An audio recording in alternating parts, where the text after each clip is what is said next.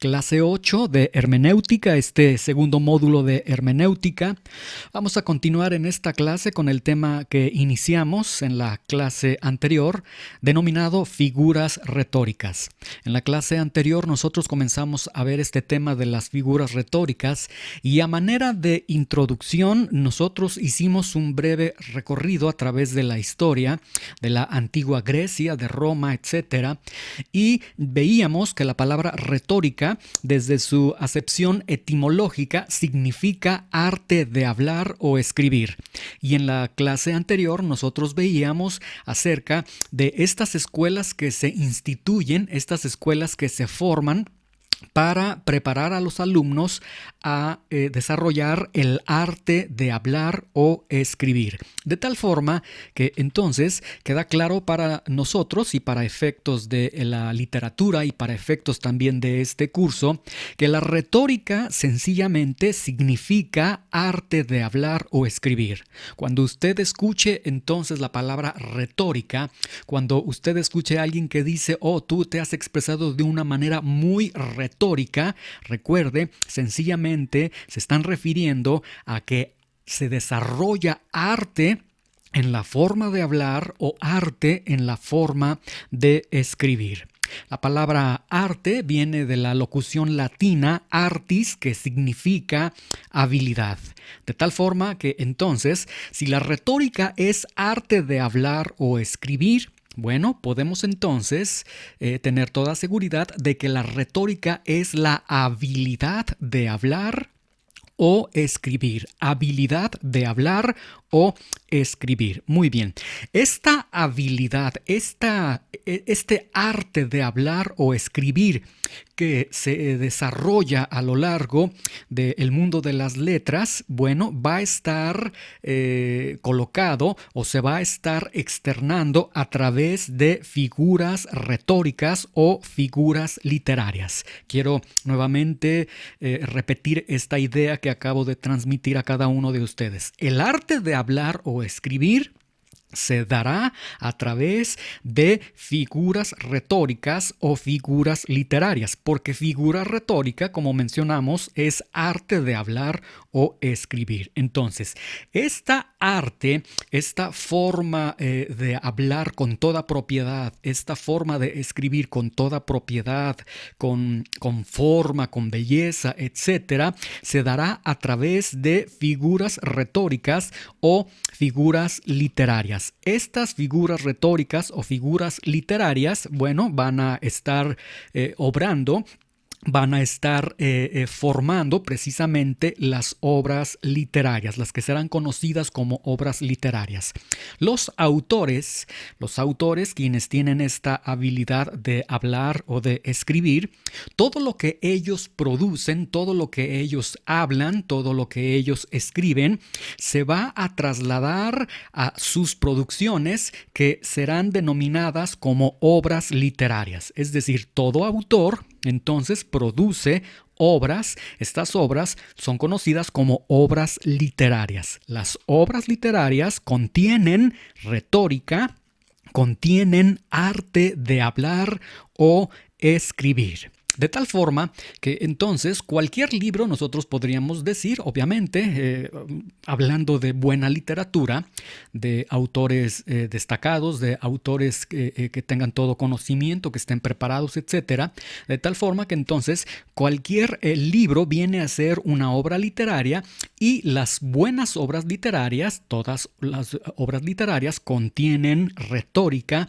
en la composición, en el esquema, en la estructura que contienen cada uno de estos libros que estamos denominando obras literarias. En ese sentido, la Biblia, bueno, como nosotros lo sabemos y lo podemos constatar, la Biblia es una compilación de libros. En este sentido, la Biblia es una obra literaria. No podemos negar, la Biblia es una obra literaria. Y la Biblia, al ser una obra literaria, contiene entonces retórica, contiene arte en la manera de hablar o de escribir. contiene arte en la forma en cómo ha sido dictada, en la forma como se nos presenta gramaticalmente, históricamente, etc. La Biblia entonces es una obra literaria que contiene retórica. La Biblia contiene retórica. La Biblia entonces es una obra literaria que contiene retórica. Y si contiene retórica, contiene entonces, desde luego, contiene figuras retóricas. Quiero hacer este pequeño análisis, esta pequeña reflexión con cada uno de ustedes para que nosotros podamos entender que la Biblia, entonces, al ser una obra literaria, contiene figuras retóricas, es decir, la Biblia está compuesta a base de figuras retóricas. Y en este sentido podemos tomar dos principios que nos vendrían muy bien y que serían muy importantes tenerlos a consideración a lo largo de todo nuestro estudio y lectura de la palabra de Dios de manera privada y de manera pública también. El primer principio que nosotros tendríamos es este. La Biblia contiene figuras retóricas o figuras literarias. Quiero que lo pueda entender. La Biblia contiene figuras retóricas o figuras literarias. Y si la Biblia contiene figuras retóricas o figuras literarias, esto nos obliga entonces a conocer las figuras retóricas o las figuras literarias para poder accesar a la profundidad de la sabiduría, del conocimiento que la Biblia nos está aportando. Si nosotros no conocemos de figuras retóricas o figuras literarias, pues sería prácticamente imposible accesar a toda la riqueza que contiene este libro sagrado. El segundo principio que quiero presentar ante ustedes es el siguiente. La Biblia no debe entenderse de manera literal. Y esto es el motivo por el cual muchas personas hacen sus interpretaciones totalmente erradas de la verdad de una manera totalmente personal y muchas veces se desvían de lo que la Biblia realmente quiere mencionar, quiere enfatizar, quiere señalar en determinados libros, capítulos, etc.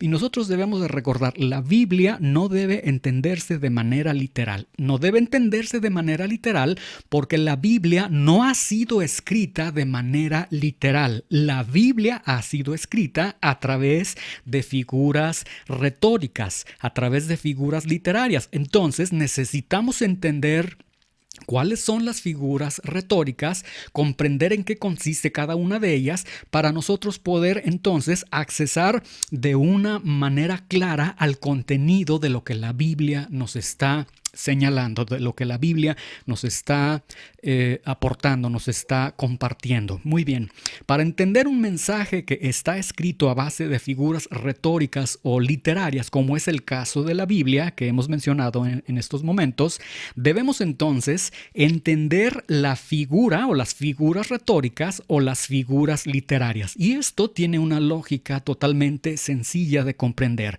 Para entender entonces el mensaje que está escrito a base de figuras retóricas, la Biblia contiene figuras retóricas, debemos entender la figura retórica o las figuras retóricas o literarias, en qué consiste cada una de ellas, para poder comprender entonces la obra literaria que nosotros estamos estudiando y que se llama la Biblia, la palabra de Dios. Muy bien, vamos a adentrarnos entonces a partir de esta clase y de este momento con las figuras retóricas que estaremos estudiando en este segundo módulo de hermenéutica. E inicialmente entonces vamos a comenzar con una división de 5 tipos distintos de figuras retóricas. Número 1, figuras retóricas simples. Número 2, tendremos figuras retóricas compuestas. Número 3, tendremos modismos hebraicos. Número 4, tipos. Número 5, símbolos y simbolismo. Tenemos para efectos entonces de este curso una división de 5 tipos distintos, de 5 divisiones de figuras retóricas. Figuras retóricas simples, figuras retóricas compuestas, modismos hebraicos, tipos, símbolos y simbolismo. Muy bien, esta es la primera división que nosotros tenemos. Ahora, de esta división que nosotros tenemos, se estará generando una subdivisión en cada una de estas 5 divisiones que nosotros hemos trazado para iniciar esta clase y para iniciar con el estudio de las figuras retóricas. Número 1, dentro de la primera división que nosotros estamos entonces señalando, figuras retóricas simples, vamos a ver que dentro de las figuras retóricas simples, a su vez, se encuentra subdividido por 5 también, por 5 distintas maneras diferentes de tener o de encontrar figuras retóricas simples. Tenemos entonces dentro de las figuras retóricas simples, número 1, una subdivisión de figuras de comparación, figuras de dicción, figuras de relación, figuras de contraste y figuras de índole personal. Nuevamente se los repito. Dentro de la primera división que nosotros tenemos de figuras retóricas, las llamadas figuras retóricas simples, tenemos a su vez dentro de las figuras retóricas simples una subdivisión de distintas formas de figuras retóricas simples, como son figuras de comparación, figuras de dicción, figuras de relación, figuras de contraste, figuras de índole personal. Y dentro de cada una de esta subdivisión, de cada una de estas 5 subdivisiones que tenemos dentro de las figuras retóricas simples, vamos a comenzar en esta clase con la primera subdivisión que tenemos y será con las figuras de comparación. Nosotros podemos ver ahí en nuestra pantalla, delante de usted está viendo en este momento que entonces dentro de las figuras de comparación se encuentra a su vez otra subdivisión y aquí encontramos el símil y la metáfora. De tal forma que nosotros podemos decir que el símil y la metáfora son figuras retóricas de comparación. Y es una figura de comparación o son figuras de comparación de las denominadas figuras retóricas simples, sencillas. ¿Sí? Muy bien, vamos entonces a iniciar en esta clase con la primera subdivisión que tenemos dentro de las figuras retóricas simples, que será las figuras de comparación, y estaremos analizando en esta clase a través de unos ejemplos con versículos de la Biblia el símil y la metáfora. La palabra símil viene del latín similis, que significa comparación de dos objetos de diferente naturaleza que tienen características parecidas.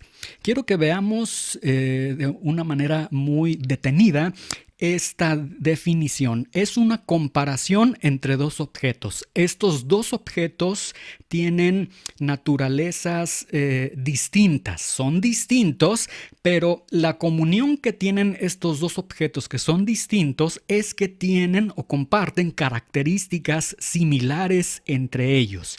De tal forma que por ello el símil es una figura de comparación. Se puede definir también como una comparación formal entre dos objetos o acciones. Y normalmente una característica que tiene el símil, y que esto será muy claro de poder apreciarlo en los símiles que encontramos en la Biblia, normalmente está precedido por la conjunción como u otra equivalente. Normalmente siempre será la palabra o la conjunción como. Muy bien, comparación de dos objetos de diferente naturaleza que tienen características parecidas. Vamos a un ejemplo de lo que es un símil.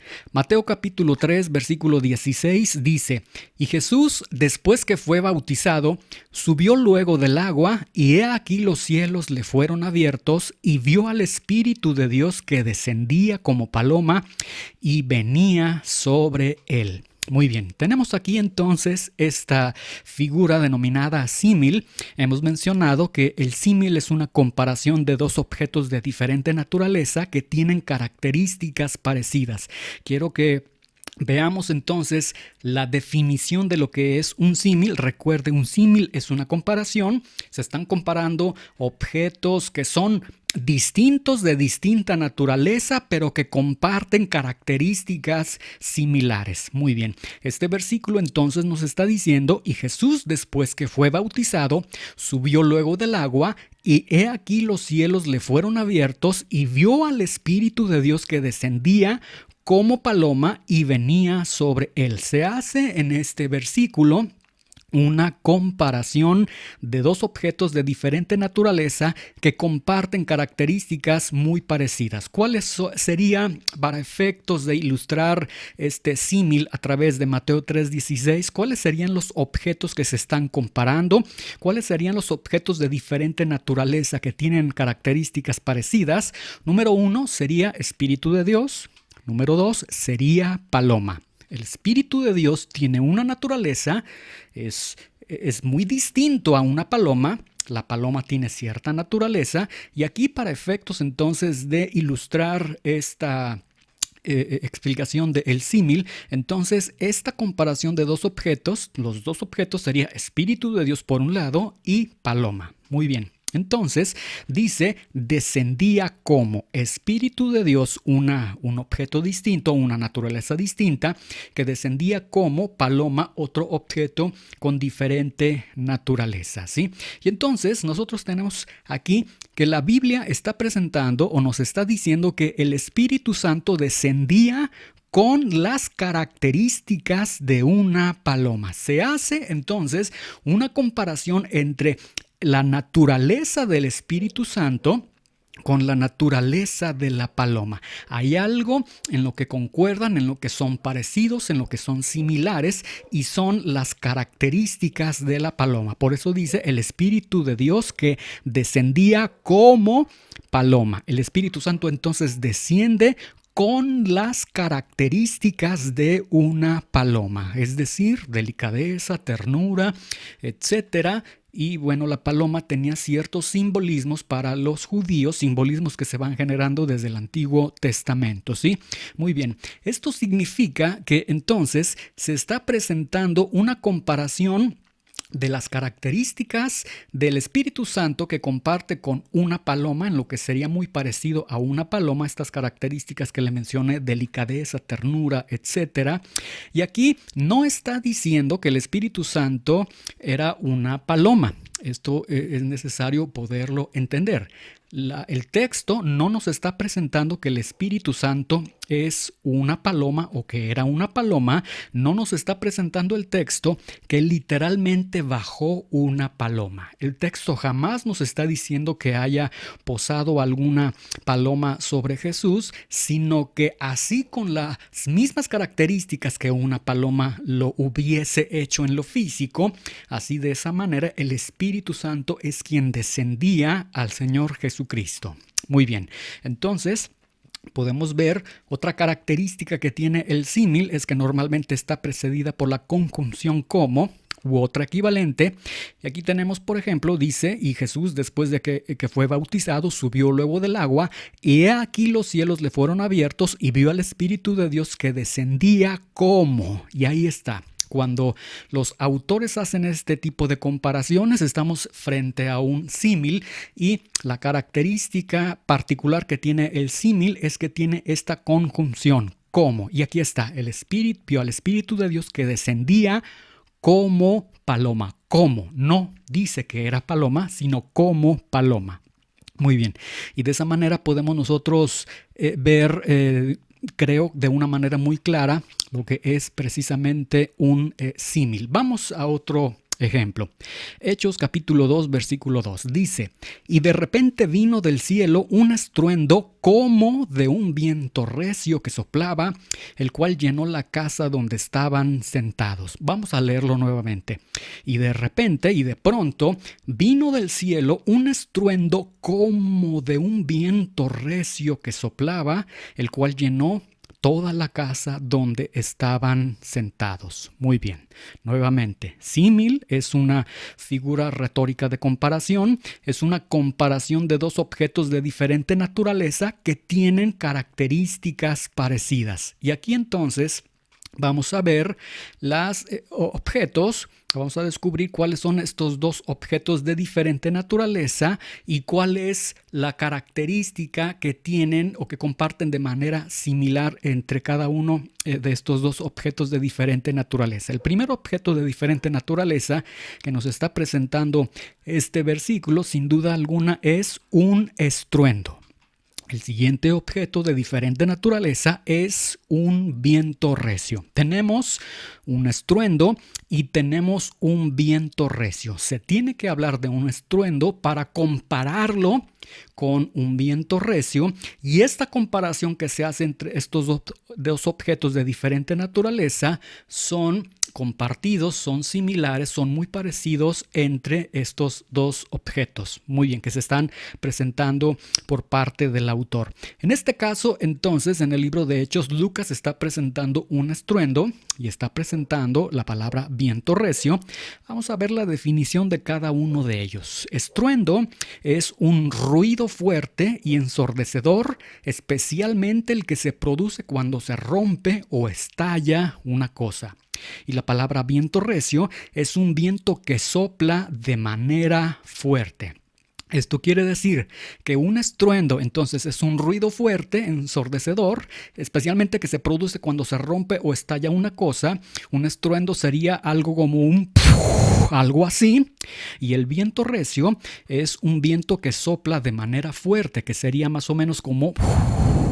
Entonces hay cierta similitud entre el estruendo y el viento recio. Entonces, este texto nos está diciendo que venía del cielo un ruido fuerte y retumbó en la casa donde estaban sentados. Y de repente vino del cielo un estruendo, ruido fuerte, ensordecedor, especialmente el que se produce cuando se rompe o estalla una cosa.